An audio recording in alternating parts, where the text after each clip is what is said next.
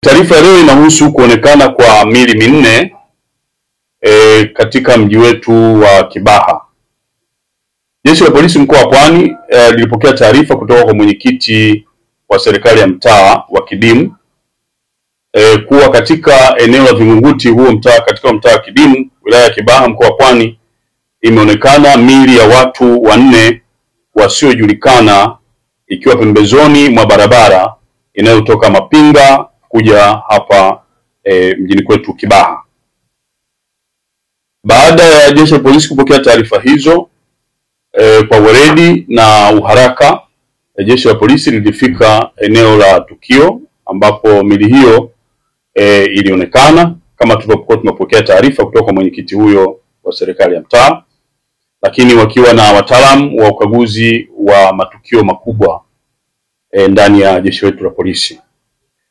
Na walipofika eneo hilo la tukio kweli walikuta miili ya watu hao wanne, wote wakiwa wanaume wenye umri unaokadiriwa kati ya miaka 19 mpaka 22, ambao kwa wakati huo hawakuwa wakifahamika majina wala makazi yao,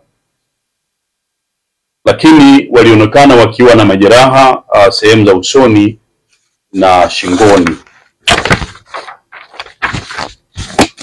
Jeshi la Polisi mkoa wa Pwani mara baada ya kukamilika kwa uchunguzi wa tukio hilo, kama taratibu zilivyo, tulichukua miili hiyo minne na kuipeleka katika hospitali yetu ya rufaa ya Tumbi kwa ajili ya uchunguzi wa kina wa kidaktari.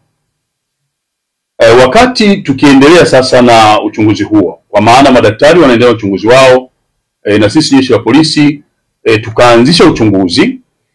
Wakati tunaendelea na uchunguzi huo ndipo wakajitokeza watu ambao walikuja wakajitambulisha kwetu kuwa ni wazazi na ndugu wa watu hao ambao walionekana kule Kidimu. Na watu hao ambao kama nilivyosema walitambulisha kwamba ni wazazi na ni ndugu wa familia hizo, waliweza kutambua miili hiyo wakati huo ikiwa kule Tumbi hospitali kama ifuatavyo. Wa kwanza alitambulika kwa jina la Mikidadi Abasi Mikidadi. Huyu alikuwa na miaka 21. Shughuli zake ni deiwaka wa bodaboda.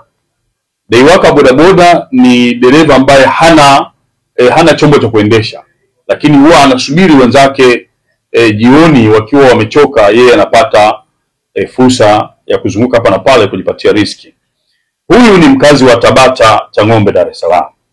Lakini wa pili alifahamika kwa jina la Hasani Juma Jumanne, miaka 21, na yeye ni deiwaka wa bodaboda na ni mkazi wa Tabata Chang'ombe huko Dar es Salaam. Wa tatu alifahamika kwa jina la Fadhili Patrick Hiola. Huyu alikuwa na miaka 19 na yeye ni deiwaka wa bodaboda na mkazi wa Vingunguti Miembeni jijini Dar es Salaam.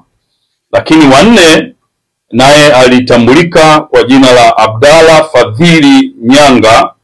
Huyu ana miaka 21, kabila ni Makonde, dereva wa bajaji na mkazi wa Kisukuru Tabata katika jiji la Dar es Salaam. Mara baada ya utambuzi huo kukamilika, kwa utaratibu wa jeshi la polisi, taratibu zinazofuata ni ukamilifu wa uchunguzi wa kidaktari, na mara baada ya miili hiyo kufanyiwa uchunguzi na madaktari kukamilika, ndipo jeshi la polisi likawakabidhi ndugu na wazazi wa marehemu hao na kwenda kuwahifadhi. Jeshi la Polisi mkoa wa Pwani bado linaendelea na uchunguzi wa kina kwa umakini mkubwa na weledi ili tuweze kubaini wahusika hasa wa mauaji hao ni kina nani, lakini pia sababu za mauaji hayo sambamba na mahali ambapo mauaji hayo yalitokea. Ikumbuke kwamba eneo ambao walikutwa ni barabarani, lakini kwa idadi ya miili hiyo ni dhahiri shahiri kwamba matukio hayo tukio hilo lilitokea mahali ambapo hapajatambulika, na ndio maana sasa tunachunguza kwa kina ili kuona wapi litokea, sababu na kina nani walihusika. Wito wetu kwa jeshi la polisi. Jeshi la polisi mkoa wa Pwani, kama tulivyo kawaida yetu, na kwenye matukio makubwa kama haya, wananchi wa mkoa wa Pwani lakini na Watanzania wote kwa ujumla, mara nyingi tunapoomba msaada kutoka kwao tunaupata kwa wakati, na ndio maana matukio yetu mengi huwa tunafanikiwa.